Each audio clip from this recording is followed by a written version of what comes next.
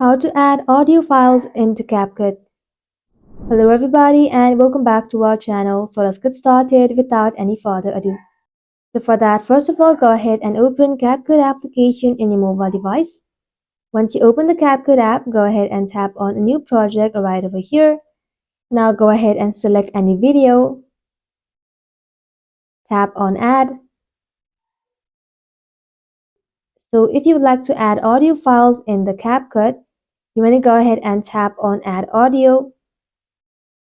Then tap on sound. And from here, go ahead and tap on this file icon.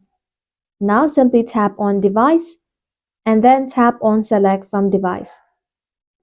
Then you will be able to find different audio files that you have in your mobile device. Go ahead and select it and then tap on open. And just like so, go ahead and tap on this plus icon. And just like that, you'll then be able to add audio file into CapCut. That's simply how you can do it, guys. Thank you all for watching the video till the very end and stay tuned until our next upload.